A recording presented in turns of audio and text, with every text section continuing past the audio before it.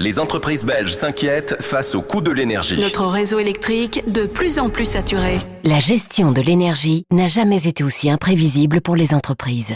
Avec Equance, passez de vos questions énergétiques complexes à enfin des réponses claires. Votre transition énergétique mérite un partenaire. Equance.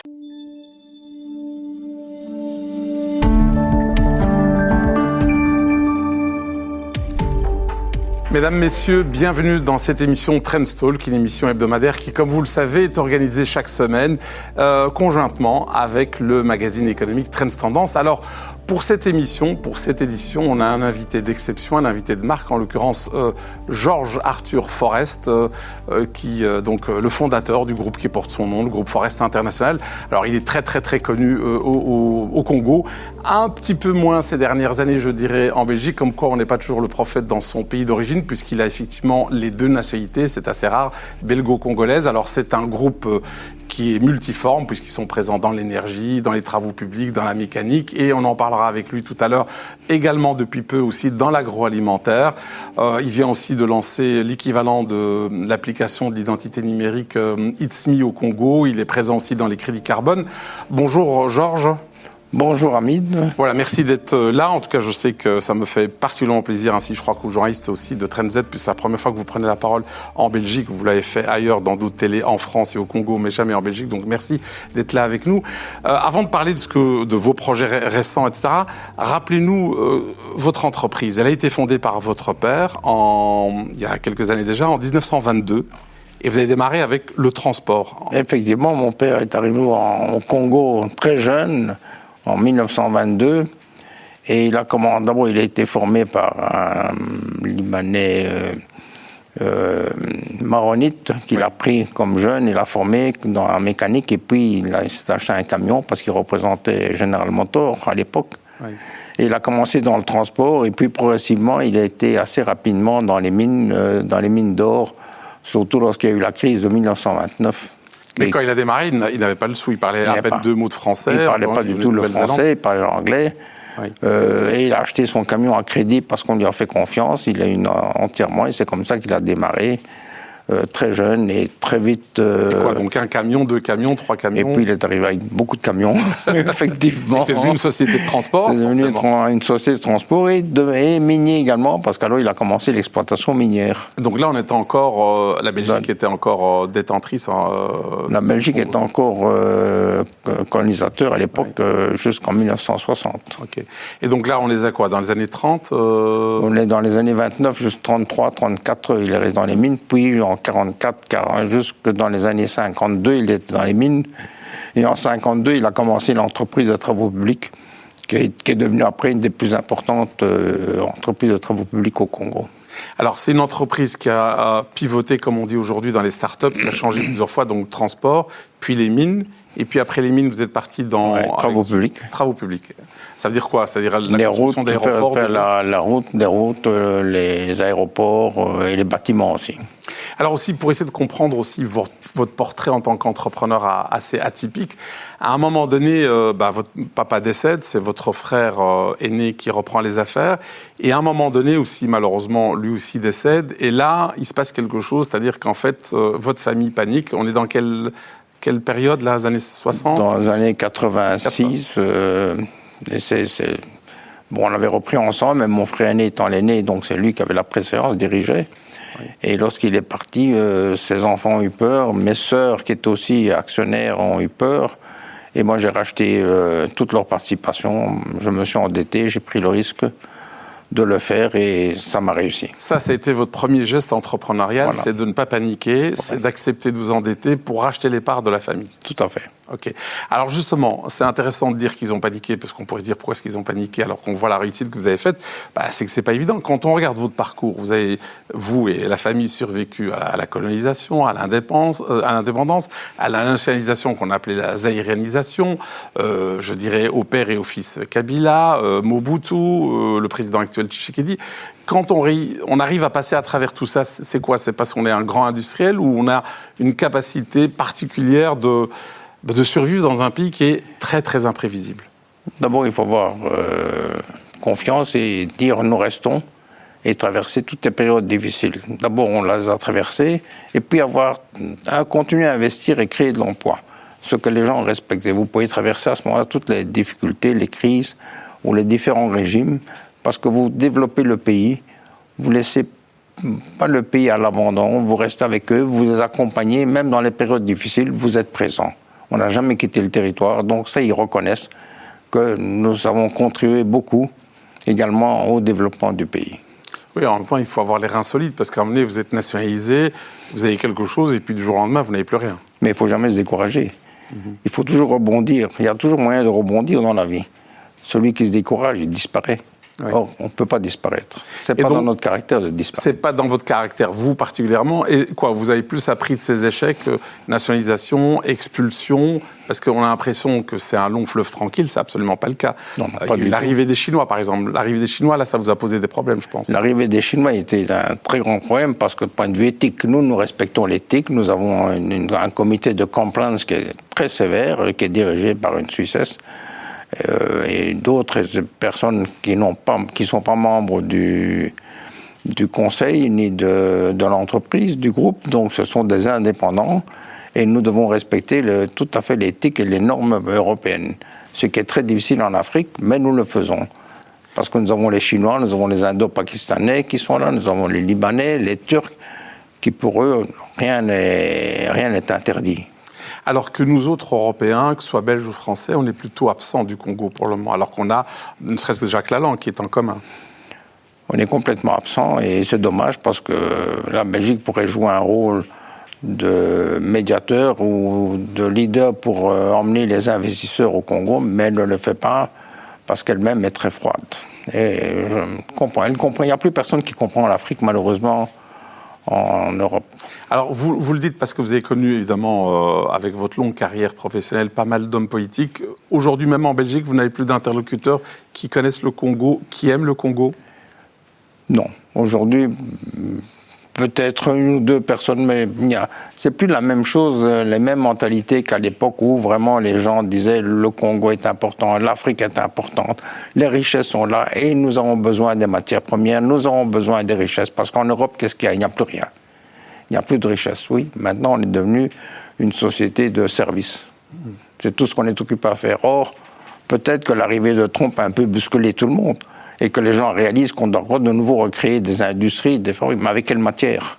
Les matières premières sont en Afrique. Or, on est occupé à perdre l'Afrique, surtout avec la politique qu'il y a aujourd'hui, et la politique bancaire. Oui. Alors justement, vous n'êtes pas le seul en tant qu'homme d'affaires, et surtout à votre niveau, à vous plaindre, je dirais, de la politique des banques belges, mais pas que belges. Elles sont plus que frileuses vis-à-vis du Congo, alors qu'il fut une époque où il y avait même une banque qui s'occupait que de l'Afrique, et notamment du Congo, qui s'appelait la Belgolaise, dont vous avez été le propriétaire à un moment donné. Exact. Qu'est-ce qui a fait ce revirement ? Qu'est-ce qui fait qu'aujourd'hui, les banques vont avec une pince à linge sur le nez en Afrique, si tant est qu'elles y vont, et particulièrement au Congo ? Ils ont pénalisé beaucoup le Congo. Pour quelles raisons ? On ne sait pas. Parce qu'en fait, ils vont dans d'autres pays d'Afrique. Ils sont encore présents. Plus ou moins, ils se retirent de l'Afrique. Pour quelles raisons ? Toujours, soi-disant, la compliance. Mais les banques ne sont plus des banquiers. Ça devient plutôt des compagnies d'assurance. Et encore, à la limite, je dirais. Parce qu'un vrai banquier devrait accompagner. Or, aujourd'hui, ils ne font rien.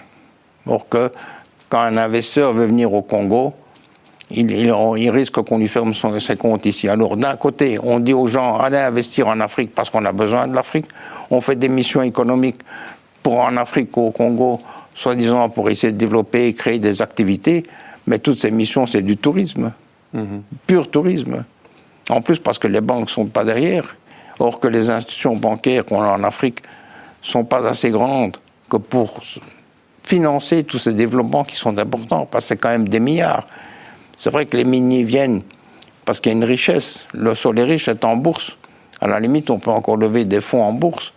Mais sinon, dans les banques, il faut les oublier. Et pour vous, le problème, c'est quoi ? Ces deux mots, c'est les compliance officers, qui sont ces gens qui sont beaucoup trop frileux et qui influencent les comités de direction, qui peut-être comprennent votre langage, mais ont peur de compliance officers et n'osent plus... Oui, mais c'est le compliance officer. On met des gens inexpérimentés, souvent dans les compliance officers dans les banques. Ce sont des jeunes qui arrivent avec une théorie, 1 plus 1 c'est 1, ou 1 plus 1 c'est... Et puis on arrive à quoi ? Plus personne ne fait une transaction, plus moyen de faire des opérations, c'est que des contrôles, que des demandes, que des justifications, même pour des choses claires et transparentes. Et donc, je le voyais avec quelqu'un que vous connaissez aussi, qui est un homme d'affaires qui est implanté depuis très longtemps là-bas, on ne va pas le citer, qui disait que ça fait 30, 40, 50 ans qu'il est là, et qui aujourd'hui, à cause de ces aspects-là, est obligé de s'associer, par exemple, avec un Indien, pour pouvoir continuer à faire ses affaires. Ça, c'est des choses qui sont anormales pour vous. Voilà, mais or, c'est malheureux, parce que les banques ferment ici, mais qu'est-ce qui se fait? Nous allons chercher des banquiers à l'extérieur qui acceptent encore de travailler avec le Congo. Mais tous les flux financiers qui venaient en Belgique ou ailleurs, ou en France, où est-ce qu'elles vont ailleurs? Oui. On n'a pas le choix. Donc il y a une déperdition pour la Belgique. Si nous voulons continuer à travailler, on a besoin de banques. Et les grands perdants un jour, ça va être les banques européennes. Ok. Et c'est une des raisons qui explique qu'aujourd'hui, tout le monde est présent au Congo, sauf ceux qui devraient y être, ne serait-ce que de manière, je dirais, historique, comme la Belgique. Oui. Pourquoi? Il faut leur poser la question à ces gens-là. Alors, ça, c'est pour les banques belges, notamment qui sont beaucoup trop frileuses par rapport au Congo.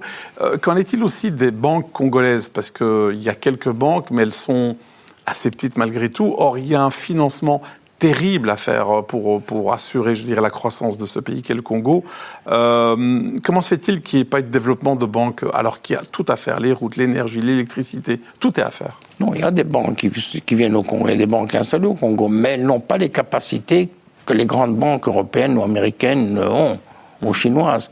Donc elles sont limitées dans leur financement, et c'est ainsi qu'on trouve des Chinois ou des Turcs ou des Indo-Pakistanais qui viennent parce qu'ils viennent avec leurs banques aussi, qui leur financent, qui leur donnent les moyens de se développer. Tandis que nous, nous Européens, on a difficile de trouver des banquiers, parce que ces gens-là préfèrent financer leurs compatriotes plutôt que d'autres, parce qu'ils sont installés en Inde, ce sont des sociétés d'Inde qui viennent ou de Chine qui viennent. Donc ils ont le support de leurs banquiers, de leur gouvernement. En plus, parce que nous, on n'a pas le support du gouvernement, au contraire. Au contraire, vous faites allusion à quoi? C'est-à-dire que quand on essaie de dire, voilà, regardez, un tel problème, est-ce que vous ne pouvez pas regarder, intervenir? Ils vont vous dire, non, les affaires, on ne se mêle pas des affaires. Ce n'est pas une question de se mêler des affaires, c'est une question de défendre l'intérêt de la nation. Oui, donc le pays reste encore radioactif pour les hommes et les femmes politiques en Belgique. Tout à fait. Oui. Alors, on a parlé du fait que le groupe Forestier International est un grand groupe actif dans plusieurs secteurs. Ça veut dire aussi quoi? Qu'on ne peut pas vraiment arriver à une certaine taille au Congo si on n'est pas un groupe dans le sens où il y a toujours des défaillances ici ou là, les routes, les transports ou que sais-je. Il faut être un groupe pour pouvoir prospérer. Il faut avoir un groupe, effectivement, parce qu'à un moment, vous avez une activité qui diminue, qui ralentit, c'est dangereux. Si vous voulez garder l'emploi et la sauvegarder, parce que c'est ça notre force également, et qu'on a pu traverser les différentes crises et les différents régimes, c'est qu'on a sauvegardé les milliers d'emplois. Et nous sommes un des plus grands employeurs au Congo. Et donc, on cherche d'autres activités pour développer, recréer un équilibre économique et industriel. On voit effectivement des gens qui travaillent dans notre groupe derrière. Voilà. Justement, à un moment donné, quand on ne parlait pas du cobalt, d'ailleurs, dans les mines, tout le monde était braqué sur le cuivre qui était beaucoup plus rentable. Vous avez été le premier producteur de cobalt au monde à un moment donné, 15-20 000 tonnes par an. Comment se fait-il que vous y ayez pensé? Aujourd'hui, ça semble une évidence, parce que les minerais rares, etc., tout le monde en parle. C'était quoi votre feeling qui fait que vous avez dit il faut se mettre au cobalt parce que... Mais à l'époque, on commençait à parler des téléphones et à voir les premiers GSM. Les premiers GSM, d'ailleurs, qu'on a eu qui étaient analogiques, c'était au Congo. En Belgique, il n'y avait pas encore de portable. Ah oui, ça, je ne savais pas. Oui. Donc, pour l'information, la petite histoire. Donc je me suis dit, à un moment, on va mettre du cobalt. J'ai entendu qu'on a besoin du cobalt pour les téléphones. Je dis, mais pourquoi pas aller là-dedans? Ça va être un futur. Le jour où ça va exploser, où la demande va devenir très forte sur le plan international, c'est le réseau à prendre. Et c'est comme ça que, avec cette vision que j'ai eue, je me suis lancé dans la production du cobalt. Et j'ai été le premier à le faire, effectivement. Maintenant, après, tout le monde est venu. C'est comme dans l'énergie. J'ai été le premier à vous dire, on va développer l'énergie parce qu'on a besoin d'énergie. Parce que le futur, il y a un manque d'énergie pour les mines et pour développer le pays. Mais maintenant, les gens commencent à venir aussi dans l'énergie, tant mieux. On ouvre la route au moins. Alors, vous ouvrez aussi la route dans l'agroalimentaire, on va en parler dans quelques secondes, puisque là, pas dans l'agroalimentaire, mais sous l'angle industriel. Revenons aussi à un épisode important aussi de votre carrière, c'est l'aérien. On pourrait se dire que l'aérien, avoir une compagnie aérienne au Congo, de nouveau, je reviens dans le passé, est hyper important, puisque je rappelle à nos téléspectateurs, téléspectatrices, je me suis renseigné quand même que la taille du Congo, c'est 75, 77 fois, je dirais la Belgique, 10 fois la Grande-Bretagne et à peu près 4-5 fois la France. Vous vous dites souvent que c'est l'Europe des 12, c'est ça, hein? En taille, c'est oui, l'Europe des 12. Hein. L'Europe des 12, effectivement. Quand vous prenez l'Europe des 12, vous mettez sur le Congo sur l'Europe des 12, c'est oui, parce que non, quand on regarde sur une carte, on a l'impression que c'est plus petit, et en fait, c'est énorme. Et donc, forcément, avoir une compagnie aérienne, ça a du sens, parce que entre Kinshasa et Lubumbashi, il y a 2000 km. Comment se fait-il que vous avez voulu lancer votre propre compagnie aérienne, et ça n'a pas hyper bien marché? C'est-à-dire, non, elle marchait très bien. On l'a lancée, et je l'ai lancée en partenariat avec SN Airlines. Bruxelles Airlines et Lufthansa qui est partenaire, et ça marchait très bien. Malheureusement, et puis on a voulu faire un partenariat avec Ethiopian qui est venu également. Ethiopian Airlines, oui. Qui est devenu en même temps partenaire, et malheureusement, il y a un Premier ministre qui voulait absolument créer sa compagnie pour des raisons que nous connaissons et que nous ne pouvons pas jouer dans ce jeu, car nous avons des règles de compliance très strictes. Oui. Mais lui voulait les commissions, il a créé sa compagnie pour avoir ses commissions, et pour finir, on nous a commencé à nous taxer sans arrêt des taxes superflues, inutiles, pour nous embêter, et bon, à la fin, on a dit c'est une... Donc le concept qui répondait à un besoin a été détruit de l'interne, en fait. Par l'interne, effectivement. Ouais. Donc on a dit on arrête de commun accord avec SN Bruxelles, Lufthansa et moi. Et maintenant, il y a une vraie compagnie, Congo Airlines, ça marche? Alors, une nouvelle compagnie qui s'est créée avec Ethiopian Airlines, dans le même principe que nous avions à l'époque proposé au gouvernement. L'actuel gouvernement a repris un peu ce principe avec Ethiopian Airlines pour créer Air Congo.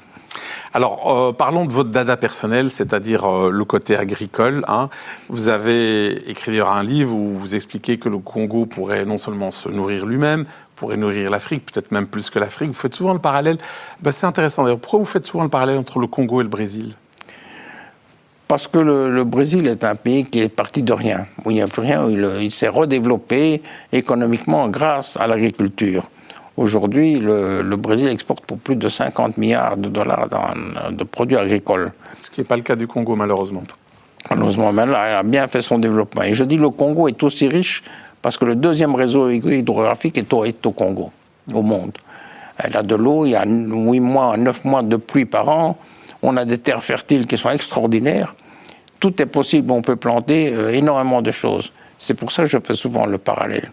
Mais le Congo est riche. Et on revient aux normes avant l'indépendance, c'était un pays agricole. Donc moi, je redéveloppe de nouveau l'agriculture.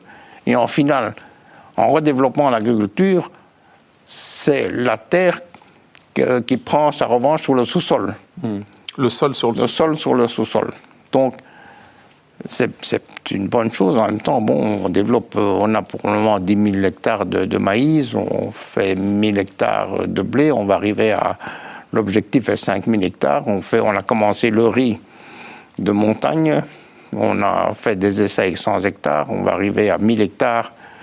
Nous avons un développement. Nous avons quand même plus de 900 000 hectares de terre et 56 000 têtes de bétail. Et nous avons des biscuiteries parce que notre objectif est de la terre au produit fini localement. Importation zéro. Parce qu'il faut arrêter d'importer. C'est de l'argent qu'on dépense inutilement. C'est des devises qui partent ailleurs. Or, ces devises, on peut les utiliser justement à développer le pays d'une autre façon, comme les infrastructures, l'énergie et tout ça. Mais quand on vous écoute, Georges, ça semble tellement évident. Comment se fait-il que le pays, le Congo, n'y ait pas pensé beaucoup plus tôt, alors qu'il continue en fait d'importer des produits qu'il pourrait fabriquer, produire bien mieux que d'autres? Mais parce qu'il y a beaucoup d'intérêt, malheureusement, dans les importations. Les gens peuvent trouver des formules, comment sortir de l'argent, tricher un peu. Tandis que quand vous faites les choses régulièrement dans les règles, d'abord nous créons aussi de l'emploi. La création de l'emploi, c'est la première chose pour la diminution de la pauvreté. Donc, c'est des milliers d'emplois qui sont quand même utilisés, de personnes qui sont mises dans l'agro-industrie aussi. Mais maintenant, les gens commencent à suivre l'agro-industrie, commencent à comprendre que c'est une industrie également façon de parler, qui est intéressante et qui peut se développer et être très profitable. Alors là, je vous challenge en tant qu'homme d'affaires avisé. Vous dites souvent, le sous-sol, c'est intéressant, on a donné, ça reste encore très rentable. Mais là, l'unité de mesure, c'est 1 ou 2 milliards de dollars qu'il faut mettre sur la table. Tandis que dans l'agroalimentaire, on peut y arriver. Il faut déjà avoir les moyens. Mais enfin, avec 150 millions. Mais si c'est évident, j'imagine que d'autres ont la même idée que vous, Georges Forest, et vont sans doute venir aussi vous attaquer sur ce secteur-là. Mais plus il y a de concurrence, mieux c'est. Nous, on n'a pas peur de la concurrence. Au contraire, ça vous stimule. Ça vous permet de développer, à faire d'autres choses. Nous sommes quand même aujourd'hui les premiers. Les autres peuvent venir. Ils peuvent venir avec d'autres moyens. Mais bon, nous aurons toujours une longueur d'avance.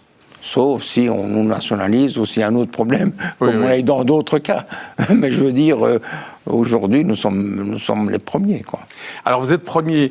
Alors, expliquez-moi comment ça fonctionne. Parce que vous avez des biscuiteries, mais vous faites tout. La production, vous démarrez avec le maïs jusqu'au... Comment ça fonctionne, l'intégration verticale, en fait? Parce que nous importons pas, nous produisons le maïs, nous faisons la farine de maïs, le blé, nous le produisons, nous faisons la farine de maïs, tous les ingrédients, nous les produisons, nous les transformons localement et nous le transformons en final en biscuits. Alors pourquoi et le surplus est vendu, forcément, parce que la population a besoin aussi de manger. Alors les biscuits, c'est pas un hasard, parce qu'il contient un certain nombre de protéines et que ça correspond aussi à la culture locale, c'est ça, hein? Exact, ils aiment bien. Effectivement, et nous avons créé aussi maintenant un biscuit qu'on appelle le biscuit fort. C'est un biscuit qui est fort en protéines, qui permet aux gens de pouvoir se nourrir ou s'alimenter, par exemple, surtout dans les écoles, le repas de midi, comme ils ont difficile parfois à manger ou à se nourrir, avec un biscuit qui coûte quelques cents, façon de parler, parce que ne sont pas chers. Avec un ou deux biscuits, un enfant peut se nourrir. Alors c'est intéressant, donc ce n'est pas des biscuits qui sont destinés à l'exportation, c'est à faire survivre des gens localement, puisque souvent pour le Congolais moyen, son objectif de la journée, c'est gagner les 3 $ pour survivre avec sa famille. Effectivement, c'est pour ça que nous faisons ces produits à bon marché, mais riches en protéines, et donc ce qui leur permet de compenser certains manquements en aliments. Alors en préparant cette émission, j'ai découvert que vous vouliez aussi vous lancer dans la mayonnaise. Je me dis, tiens, c'est assez étonnant. Pourquoi la mayonnaise? Et là, vous m'avez expliqué des choses intéressantes. Écoutez, la mayonnaise est pour le Congolais comme le beurre. En fait, au lieu de mettre du beurre sur leur tartine, ils adorent mettre la mayonnaise. Et la mayonnaise belge, à cause du goût belge. Si vous leur donnez une autre mayonnaise, ils ne la mangent pas, ils ne la prennent pas. Il faut la mayonnaise belge. Et d'ailleurs, nous sommes en pourparlers, nous discutons avec la Floridienne, ici, qui est une société cotée à Bruxelles. Qui est le leader dans ce domaine pour essayer de trouver des formules, arriver à faire une mayonnaise belge, congolaise, mais avec des produits locaux. Vous voyez qu'on peut faire des choses avec des Belges quand même? Les gens qui sont intéressés éventuellement à venir au Congo, vous aider. Il y en a qui sont... dans les hommes d'affaires, il y en a qui sont intéressés à venir au Congo. Tout le monde n'est pas braqué, mais ils n'ont pas facile parce qu'on ne les aide pas non plus à venir. Et puis, ils ne comprennent pas. Le Congo est un pays difficile aussi. Avec ses changements, ses longueurs, c'est son administration qui est difficile à comprendre, ses lourdeurs. Mais il y a moyen. Et comment fait-on quand on fabrique, on produit des biscuits comme vous? Parce que vous l'avez expliqué tout à l'heure, il n'y a pas de route, il n'y a plus de route. Certaines routes dataient de l'époque où la Belgique était là. Comment on fait pour transformer? Alors il faut quoi? Vendre, produire et consommer local? Oui. Parce qu'on ne peut pas transporter tout ça. Non, mais enfin, le peu de routes qui existent, si vous commencez à développer une industrie, agro-industrie, autour de ces routes, les routes vont se développer comme elles se font maintenant. Automatiquement, elles se développent. Je dois dire que pour le moment, la vision quand même du président est de développer, du président actuel est de développer quand même très fort aussi l'agro-industrie et les routes. Il y a quand même pas mal de routes qui se sont faites par les Chinois parce qu'ils apportent le financement et ils peuvent le faire.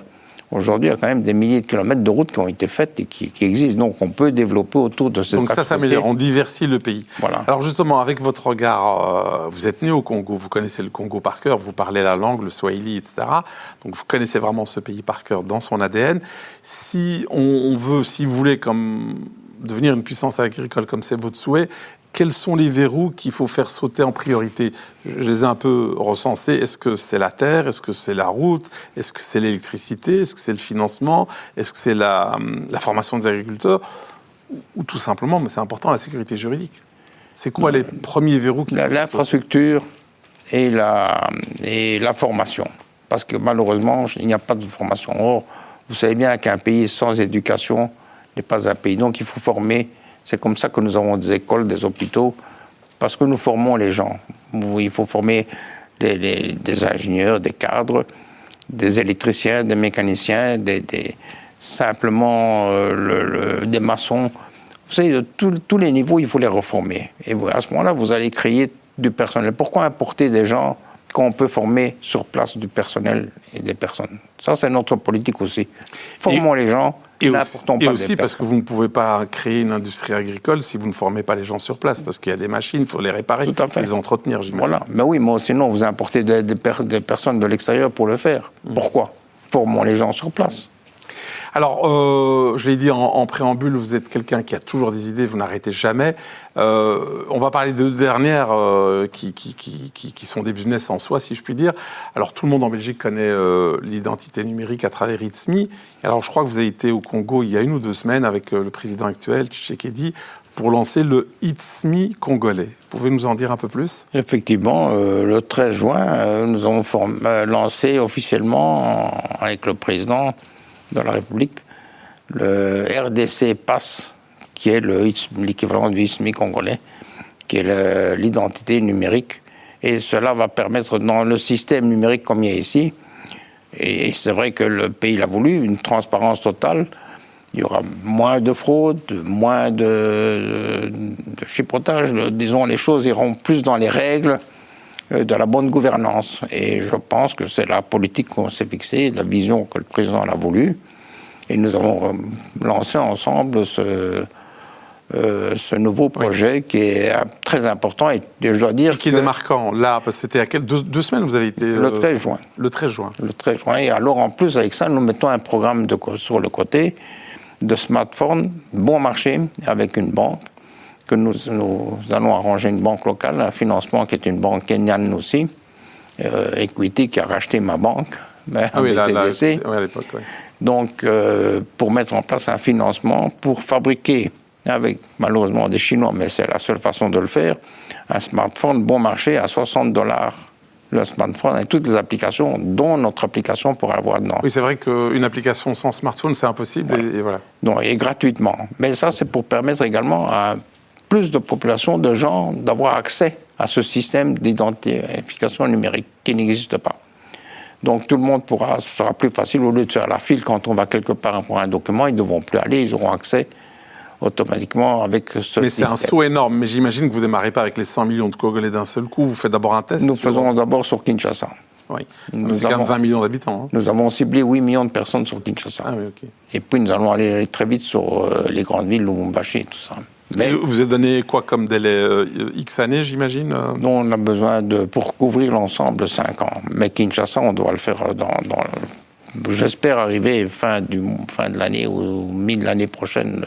Les 8 millions? Oui, oui. Ah oui. Nous avons un projet, un objectif, et en général, quand nous mettons des objectifs, vous les atteignez. On les atteint. Ça fait 104 ans que vous les atteignez, sauf quand vous êtes contrarié par une nationalisation. Voilà, donc et ça c'est un bien pour la population. En plus, ils vont pouvoir acheter ce smartphone en payant $5 sur 12 mois. Donc en payant $5 par mois, ça donne accès à des millions de personnes d'avoir un smartphone. Et c'est un vrai smartphone, je veux dire, avec des applis. Un vrai smartphone, tout à fait en bonne et due forme. Alors l'autre dada qui vous tient beaucoup à cœur, qui a aussi été sous-évalué sans doute par les différents gouvernements congolais qui sont succédés, c'est le marché des crédits carbone. Pouvez-vous nous en dire un peu plus? Comment est-ce que le Congo peut profiter, et ses citoyens d'abord, de ce marché du crédit carbone? Hamid, on a vu d'abord, en parlant, en échangeant avec ce qui se passe, en regardant le monde, les crédits carbone, c'est des milliards. Et pour un pays, c'est énorme. Or que le Congo a, je dirais, le plus grand poumon, même plus important que le Brésil, parce que le Brésil, on déforestalise, tandis que de notre côté... C'est mieux encore que l'Amazonie. C'est mieux gardé, c'est mieux protégé, à cause peut-être de la situation du pays. Mais les gens qui bénéficiaient de ces crédits carbone les vendaient et l'argent allait ailleurs. L'État ne récoltait que très peu. Et un jour, en regardant, en parlant, en échangeant avec le président, je lui fais la remarque que c'est malheureux que ces crédits carbone ne profitent pas au pays. Et il me dit, mais il me donne raison, il me dit, est-ce que vous pouvez développer quelque chose? Oui. Et je dis oui, je vais essayer. Et c'est comme ça qu'avec des Singapouriens, partenaires qui sont spécialistes là-dedans, nous avons créé la plateforme. Nous avons mis un compte ouvert aujourd'hui, à rentrer dans un organisme international, un compte qui appartient à la République, à l'État. Et mois de début août, nous lançons officiellement la plateforme sur place. Donc tout le monde devra maintenant passer par cette plateforme pour acheter les crédits carbone.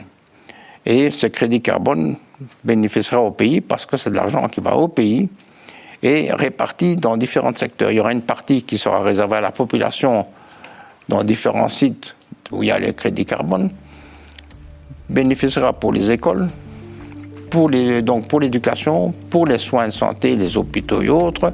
Et on pourra créer également un fonds souverain de la République qui pourra aider à des investissements, des développements futurs ou de protection. Donc le crédit carbone va servir à financer un fonds qui deviendra une sorte de bras armé financier du gouvernement congolais. Et les choses sont transparentes parce que tout est clair et net et il n'y aura plus personne qui va pouvoir jouer avec le crédit carbone. Comme c'est le cas encore aujourd'hui. Georges Forêt, merci 1000 fois pour votre temps et merci de nous apporter cet éclairage, en tout cas sur le Congo.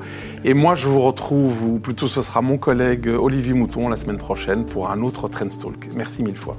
C'est tout pour aujourd'hui. Vous vous intéressez aussi à l'actualité boursière et au conseil des investisseurs. Alors retrouvez-nous également sur le canal Trends Bourse. À très bientôt, ici sur Trends Tendance et sur Trends Bourse.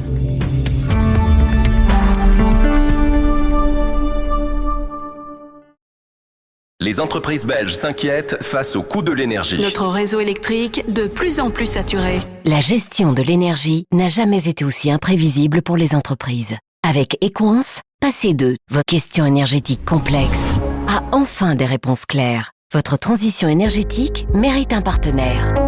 Equance.